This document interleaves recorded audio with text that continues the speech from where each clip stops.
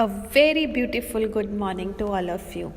बेटा आज मैं बहुत हैप्पी हूँ क्योंकि जब आज मैं सिलेबस देख रही थी, कल तक मुझे बहुत टेंशन हो रहा था कि अभी तो सिर्फ यूनिट 1 ही हुआ है, सेकंड थर्ड फोर्थ रह रहे हैं। अब देखो कल आप लोगों ने कितनी जल्दी से फोर्थ यूनिट पे कंप्लीट कर लिया। तो आज हम आते हैं अपनी यूनिट थर्ड पर। यूनिट थर्ड में आपके दो टॉपिक्स हैं, management and administration of company, और एक आपका टॉपिक है बताती हूँ मैं भूल गई, अभी याद था, देख लो मैम की मेमोरी ऐसे है। और आपका दूसरा टॉपिक है कॉर्पोरेट गवर्नेंस। तो आज हम कर रहे हैं अपना, इसमें से दो में से हम अगर एक भी अच्छे से कर लेते हैं तो हमारा ये यूनिट कवर अप हो जाएगा। और मुस्कान and Namrata, I must say कि आपने बहुत अच्छी ये बनाई है, मुझे मज़ा आ गया ये करने में आपका लेक्चर प्रिपेयर। अब स्टार्ट करते हैं हम management and administration of company. देखो बेटा, management and administration of company में वो ये कह रहा है कि जैसे हमने सोल प्रोप्राइटरशिप पढ़ा या हमने पार्टनरशिप पढ़ा, इनको मैनेज करना अलग चीज़ है। पर जब हम बात करते हैं कंपनी की मैनेजमेंट बिल्कुल डिफरेंट होती है। तो यहाँ पर हम आज इस चैप्टर में बात करेंगे how a company is being managed, who manage the company, what are the rules, what are the powers given to the person who are managing the company. ठीक है, तो अब स्टार्ट करते हैं। देखो यहाँ पर दिया है इन्होंने कि क्या क्या हम इसमें करेंगे, बोर्ड ऑफ डायरेक्टर्स कौन होते हैं, कैसे हम क्लासिफाई करते हैं कि कौन कौन डायरेक्टर बनेगा, उनकी क्वालिफिकेशंस क्या होती हैं, उनकी डिसक्वालिफिकेशंस क्या होती हैं, अपॉइंट कैसे करते हैं, रिमूव कैसे करते हैं, लीगल पोजीशन क्या होती हैं डायरेक्टर्स की, उनकी पावर्स एंड ड्यूटीज़ क्या हैं और लायबिलिटी क्या है, ये सब पढ़ेंगे इस चैप्टर में। थोड़ी सी बड़ी बनेगी बेटा ये वीडियो, क्योंकि मैंने एक साथ ही सोचा है आपका पूरा ये चैप्टर कराना की, ताकि आज मैं फ्री हो जाऊं कि आप लोगों की 3 यूनिट हो चुकी है। फिर हम स्टार्ट करेंगे आपका रिवीजन, फिर मैम से डांट लगना स्टार्ट होगी आप लोगों की अच्छे से। चलो स्टार्ट करते हैं। डायरेक्टर कौन होता है? देखो बेटा, कंपनी का हम शुरू से बात कर रहे हैं कि कंपनी क्या है। कंपनी एक आर्टिफिशियल पर्सन है।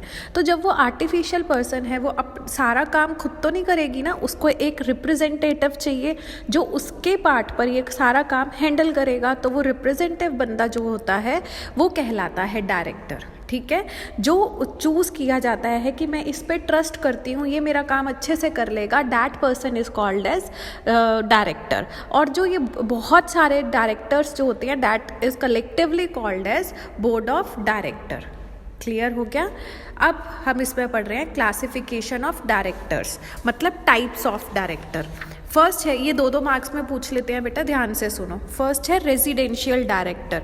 रेजिडेंट मतलब इंडिया में रह चुका हो कम से कम 182 डेज, तो एटलीस्ट वो इंडिया में रहा हो पूरे गिवन ईयर में, तभी वो क्या कहलाएगा, कंपनी का डायरेक्टर। मान लो इस साल मैं कंपनी का डायरेक्टर बनना चाहती हूँ, तो पिछले साल जो कैलेंडर ईयर था मेरा, बिल्कुल करंट वाला कैलेंडर ईयर था, उसमें मैं 182 डेज तो मैं मिनिमम इंडिया में होनी चाहिए। ये ब्रैकेट में लिखते जाओ, ठीक है।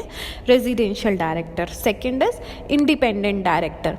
इंडिपेंडेंट, और कहीं मैं कुछ भी ना हूँ, ना तो मेरा कोई रिश्ता हो कंपनी से, ना मैं कभी भी कंपनी की एम्प्लॉय रह चुकी हूँ, ना ही मैं कभी हूँ अभी फ़िलहाल एट प्रेजेंट मैं कंपनी की मेंबर हूँ, ना ही मैं पास्ट में कोई मेंबर रह चुकी हूँ, ना मेरा कोई रिलेटिव हो उस कंपनी के अंदर। इंडिपेंडेंटली मैं आई, इंडिपेंडेंटली मैंने वहाँ पे अप्लाई किया and I became the director. तो वो क्या होता है? Independent director.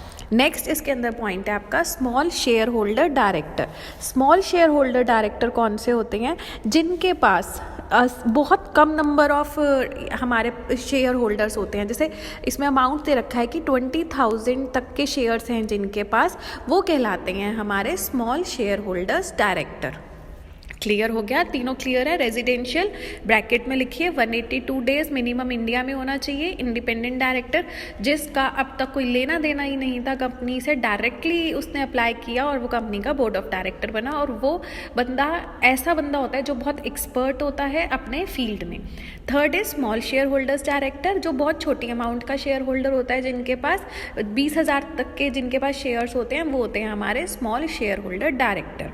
वुमेन डायरेक्टर, अब जो 2013 का जो आपका अमेंडमेंट हुआ है उसमें कंपलसरी कर दिया गया है कि जितने भी आपके डायरेक्टर हैं उसमें से एटलीस्ट 1 क्या होना चाहिए, 1 डायरेक्टर शुड बी वुमेन। उनके लिए एक सीट वैकेंट रखी जाती है कि इस सीट पर सिर्फ वुमेन डायरेक्टर ही अप्लाई कर सकती है।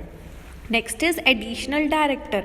एडिशनल डायरेक्टर का मतलब होता है बेटा कि मेरे को लगता है कि मेरे पास बहुत ज़्यादा काम का बर्डन है, मुझे नहीं समझ आ रहा कि मुझे वो काम कैसे करना है, तो मैं अप्लाई करूँगी कि I need some extra director, तो वो क्या कहलाएगा, मेरा एडिशनल डायरेक्टर। एडिशनल डायरेक्टर का कुछ इसमें एक्सेप्शंस हैं कि वो कब तक होगा, नेक्स्ट एनुअल जर्नल मीटिंग तक, मतलब 1 साल के लिए ही आप एडिशनल डायरेक्टर को अपॉइंट कर सकते हो। ठीक है। Second is alternate director. Alternate का डायरेक्टर का मतलब है जैसे मुझे 3 महीने की छुट्टी पे जाना है तो मेरी जगह पर किसी और को अपॉइंट कर लेंगे जो वो सारा काम संभालेगा। इसमें क्या कंडीशन है कि जो मेरा वो एब्सेंट पीरियड है अपनी जॉब से वो कितना होना चाहिए, एटलीस्ट 3 मंथ्स। तो 3 मंथ्स के लिए अगर मैं जा रही हूँ तो उस जगह पे कौन अपॉइंट होगा, ऑल्टरनेट डायरेक्टर। और जैसे ही मैं अपनी जितने भी टाइम की मेरी छुट्टी थी, मे बी 1 ईयर 2 ईयर, जब मैं वापस आऊँगी तो उस टाइम पर कौन डायरेक्टर कहलाएगा, मैं ही डायरेक्टर कहलाऊंगी और वो ऑल्टरनेट डायरेक्टर अपनी जॉब से चला जाएगा। ठीक है।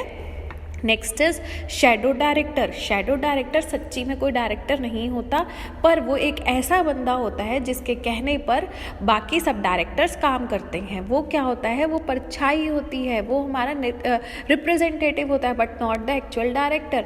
बट उसका जो कहना है वो बहुत इम्पॉर्टेंट, वहाँ पर उसका स्ट्रॉन्ग पॉइंट होता है। ठीक है। Next is nominee director. Nominee director बेटा वो डायरेक्टर होता है जिसे कि थर्ड पार्टीज कह देती हैं कि ये हमें रिप्रेजेंट करेगा, या सेंट्रल गवर्नमेंट कह देती है कि मेरे पार्ट पर ये एक डायरेक्टर है जो इस कंपनी का सारी चीज़ों को चेक करेगा। क्लियर हो गया। फर्स्ट इज रेजिडेंशियल डायरेक्टर, जो इंडिया में होना चाहिए 182 डेज तक, इंडिपेंडेंट, जिसका कोई लेना देना नहीं था कंपनी से, स्मॉल शेयर होल्डर्स जिनके पास 20,000 तक के शेयर्स होते हैं। Women director, at least 1 women should be the director of the company. Additional director, मेरे पास काम बहुत ज़्यादा है, अगले 1 साल तक एक एडिशनल डायरेक्टर दे दिया गया, दैट इज़ एडिशनल डायरेक्टर। मैं 3 महीने की छुट्टी के लिए जा रही हूँ तो उस जगह पर कोई और आकर काम करेगा। शैडो डायरेक्टर, जो एक्चुअल में डायरेक्टर नहीं है पर जिसके कहने से जो भी एडवाइस है उसके अकॉर्डिंग सब चलते हैं। नॉमिनी डायरेक्टर, जिसे थर्ड पार्टी ने नॉमिनेट किया है to work on their basis. ठीक है। चलो अब आ जाओ क्वालिफिकेशन ऑफ डायरेक्टर्स। कौन डायरेक्टर बन सकता है, वो बंदा डायरेक्टर बन सकता है जिसके पास क्या है, डायरेक्टर आइडेंटिफिकेशन नंबर है, वो बंदा डायरेक्टर बन सकता है। सेकेंड इज जिसने जो सारी कंडीशंस थी वो साइन कर दी हैं और किसके पास भेज दी है, रजिस्ट्रार के पास, कि इन राइटिंग जिसने भेज दिया है कि मैं इस कंपनी का डायरेक्टर बनने के लिए रेडी हूँ, और 30 दिन के अंदर जब से उसको दिया गया था लेटर कि आप हमारे यहाँ पर आकर ज्वाइन कर लीजिए एज अ डायरेक्टर, तो उससे 30 दिन के अंदर अंदर जिसने रजिस्ट्रार के पास रिटन कंसेंट भेज दिया है that I am ready to be the director of this company, वो बंदा। नेक्स्ट इज जिसने मेमोरेंडम ऑफ एसोसिएशन में साइन किए हैं, सिग्नेटरी बना है, वो बंदा कंपनी का डायरेक्टर बन जाता है। उसको एक एफिडेविट देना पड़ेगा, उस एफिडेविट पर सब कुछ लिखना पड़ेगा कि मेरा नाम ये है, ये मेरा एड्रेस है और मैं इस कंपनी का इस डेट से डायरेक्टर बनता हूँ अपनी विश से। जिसने ये सारी चीज़ें रिटन और सब क्वालिफिकेशन शेयर्स और सब कुछ लिखकर जिसने रिटन में दे दिया है रजिस्ट्रार के पास, वो बंदा भी कंपनी का क्या बन सकता है, डायरेक्टर। ठीक है। तो ये थे कि जिसके पास DIN है, जिसने रजिस्ट्रार के पास रिटर्न में फाइल कर दिया है 30 दिन के अंदर अंदर, जिसने कंसेंट ले लिया है कि जो सारी डिक्लेरेशन है वो मेरे अकॉर्डिंग सही है, जिसने मेमोरेंडम ऑफ एसोसिएशन में साइन कर दिया है, वो बंदा कंपनी का मेंबर बन जाएगा। कौन बंदे कंपनी के मेंबर्स डायरेक्टर्स नहीं बन सकते। और बेटा जो इसमें पॉइंट था ये वाला भूल गई मैं कहना, डायरेक्टर आइडेंटिफिकेशन नंबर, ये आप मुझे बताओगे कि डायरेक्टर आइडेंटिफिकेशन नंबर क्या है। मतलब इसमें ये होता है कि ना जो रजिस्ट्रार ऑफ कंपनी है वो 15 डेज़ के अंदर डायरेक्टर आइडेंटिफिकेशन नंबर देता है अपने डायरेक्टर्स को। ठीक है। और ना इसके लिए आपको अप्लाई करना पड़ता है। इन डिटेल आप ये मुझे पढ़ के बताओगे कि मैम डायरेक्टर आइडेंटिफिकेशन नंबर ये है, ये आपको आपकी बुक्स में ईजिली मिल जाएगा। डिसक्वालिफिकेशन ऑफ डायरेक्टर्स, कौन डायरेक्टर नहीं बन सकता, जिस अनसाउंड माइंड, पागल को डायरेक्टर नहीं बनाएंगे ना। पर्सन इज अनडिस्चार्ज इंसॉल्वेंट, जिसके पास पैसा ही नहीं है, इंसॉल्वेंट है। पर्सन जिसके अगेंस्ट कोई केस चल रहा है, वो बंदा जिसने कॉल्स पे नहीं की हैं शेयर्स की, वो बंदा जिसको कोर्ट नहीं डिसक्वालीफाई कर सकता है कि ये बंदा कभी भी इस कंपनी का डायरेक्टर नहीं बन सकता, या ये इसने इलीगल एक्ट किए थे तो नेक्स्ट इतने सालों तक ये किसी कंपनी में किसी ऑर्गेनाइजेशन में अप्लाई नहीं कर सकता। ठीक है। अब ये वाले जो प्रोविजंस थे ना बेटा, ये पब्लिक कंपनी के थे। अब प्राइवेट कंपनी में वो कह रहा है कि प्राइवेट कंपनी इन पॉइंट्स के अलावा भी बंदे को डिसक्वालीफाई कर सकती है अपना डायरेक्टर बनने से, पर उसको रीजंस देने होंगे। अब कौन कौन अपॉइंट कर सकता है डायरेक्टर्स, कौन कौन कर सकता है अपॉइंटमेंट डायरेक्टर्स का। अब मुझे नया डायरेक्टर चाहिए, मैं ऑलरेडी डायरेक्टर हूँ, तो जिन बंदों के सिग्नेचर्स हैं मेमोरेंडम ऑफ एसोसिएशन पे वो बंदे अपॉइंट कर सकते हैं डायरेक्टर्स को। शेयर होल्डर्स अपॉइंट कर सकते हैं डायरेक्टर्स को। जो हमारी कंपनी की जर्नल मीटिंग होगी उसके अंदर हम शेयर होल्डर डायरेक्टर्स को अपॉइंट कर सकते हैं। बोर्ड ऑफ डायरेक्टर्स भी अपॉइंट कर सकते हैं, जो एग्जिस्टिंग बोर्ड ऑफ डायरेक्टर्स हैं वो भी अपॉइंट कर सकते हैं न्यू डायरेक्टर को, पर उसकी कंडीशन क्या है कि कैजुअल वैकेंसी है, कि कोई चला गया, रिटायर हो गया, इस केस में आप कर लोगे। एडिशनल डायरेक्टर बात हो चुकी है पीछे, अल्टरनेट डायरेक्टर और नॉमिनी डायरेक्टर, इस टाइप के डायरेक्टर्स को बोर्ड ऑफ डायरेक्टर्स अपॉइंट कर सकते हैं। Next is appointment bye proportional representation. आप वोटिंग करवा लेंगे, जिसके लिए ज़्यादा वोटिंग है उसको आप डायरेक्टर अपॉइंट कर सकते हैं। Next is removal of director. कैसे रिमूव कर सकते हो डायरेक्टर को? जो कंपनी है, अगर कंपनी किसी डायरेक्टर को रिमूव करना चाहती है, हटाना चाहती है, तो कैसे कर सकती है?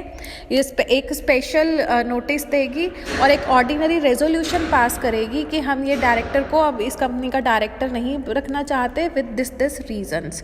और अगर वो रीज़न सॉलिड हैं तो कोई भी कॉन्ट्रैक्ट है जो आपका कि ये नेक्स्ट 5 सालों तक इसका डायरेक्टर रहेगा, वो सारे कॉन्ट्रैक्ट क्या हो जाते हैं? वॉइड हो जाते हैं उसी दिन जिस दिन कंपनी ने ये नोटिस पास कर दिया है कि ये बंदा अब इसका डायरेक्टर नहीं रहेगा।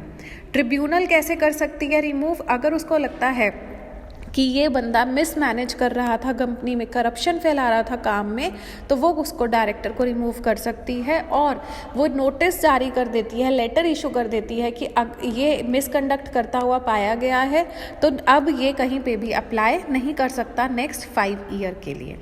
ठीक है। अब आओ इसके नेक्स्ट टॉपिक पे, that is legal position of director. कि डायरेक्टर का क्या क्या काम होता है कंपनी में, क्या लीगल पोजीशन होती है उसकी। डायरेक्टर क्या होता है? एक ट्रस्टी होता है, एजेंट होता है कंपनी का, पार्टनर होता है कंपनी का, ऑफिसर होता है कंपनी का, एम्प्लॉय होता है कंपनी का। ठीक है। अब हम करते हैं powers of director. Powers of director क्या हैं? 2 तरीके की हैं। जर्नल पावर्स दी गई हैं उनको कुछ, और कुछ स्पेसिफिक पावर्स दी गई हैं।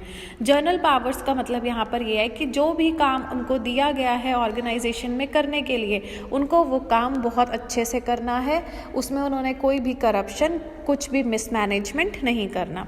स्पेसिफिक पावर्स क्या मिली हैं बोर्ड ऑफ डायरेक्टर्स को? कि वो सारा का सारा काम कंट्रोल करते हैं, सुपरवाइज करते हैं और डायरेक्ट करते हैं लोगों को। शेयर्स को सेल करते हैं, जो भी डिस्पोज ऑफ शेयर्स, अगर मार्केट में कितने शेयर्स निकालने हैं, ये सब कुछ करते हैं। जो फर्स्ट ऑडिटर होते हैं कंपनी के, वो उनको अपॉइंट करना होता है विद इन 30 डेज और 1 मंथ। जो भी कैजुअल वैकेंसीज क्रिएट होती हैं उनको फिलअप करते हैं। एडिशनल डायरेक्टर को अपॉइंट करते हैं, इफ़ रिक्वायर्ड अल्टरनेट डायरेक्टर को भी अपॉइंट कर सकते हैं। ठीक है।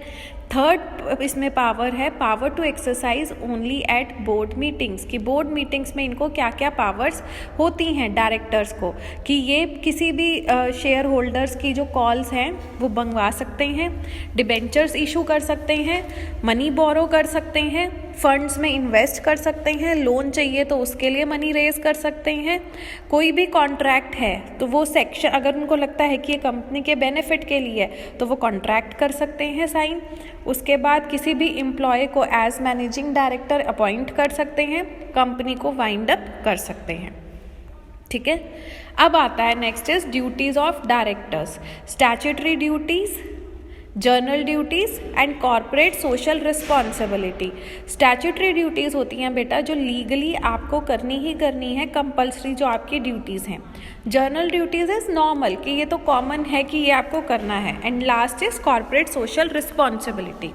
स्टैट्यूटरी ड्यूटी में है आपका inspecting the prospectus, clear. Next is signing the prospectus. Next is presenting the annual statement. Next is convening of general annual meeting. declaring and paying dividends, declaring the certificate of business, presenting annual account, sending copies to registrar, and last is declaring solvency. I hope ये सारे points clear हो। इसमें ऐसा समझाने का नहीं है कि डायरेक्टर्स की ड्यूटीज़ हैं जो उन्होंने करनी है, मीटिंग बुलवानी है, प्रोस्पेक्टस साइन करना है, प्रोस्पेक्टस को चेक करना है, ये सारे काम करने हैं डायरेक्टर ने। जर्नल ड्यूटीज़ क्या हैं? Work in faith for companies profit, company के प्रॉफिट के लिए काम करना है। जितनी मेरे को लिमिट्स हैं मेरी काम करने की उसी में ही काम करना है, उससे ज़्यादा अपनी पावर्स को यूज़ नहीं करना। बोर्ड मीटिंग्स जो भी होती हैं उसमें मुझे फुली वो जो मीटिंग्स हैं वो अटेंड करनी है। जो मेरी रिस्पॉन्सिबिलिटी है उस रिस्पॉन्सिबिलिटी समझते हुए उस काम को मुझे अच्छे से पूरा करना है। Next is corporate social responsibility, कि आपको सोसाइटी के लिए भी काम करना है, ऐसे कुछ आपने प्रोजेक्ट लॉन्च करने हैं जिससे हमारी सोसाइटी का अपलिफ्टमेंट हो। क्लियर? अब नेक्स्ट आता है लायबिलिटीज़ ऑफ डायरेक्टर। 3 लोगों के लिए डायरेक्टर्स लायबल होते हैं, 3 पार्टीज। एक कंपनी के लिए डायरेक्टर्स लायबल हैं, आउटसाइडर्स के लिए डायरेक्टर्स लायबल हैं, और उनकी एक होती है क्रिमिनल लायबिलिटी। मतलब अगर वो कुछ गलत काम करते हैं तो उन क्रिमिनल ऑफेंस का कोई काम करते हैं तो वो उसके लिए भी जिम्मेदार होंगे। फर्स्ट हम यहाँ पे पढ़ रही हैं अब लायबिलिटी टुवर्ड्स कंपनी। सबके पॉइंट सेम है, बहुत ईजी है और इसमें से क्वेश्चन आ जाता है।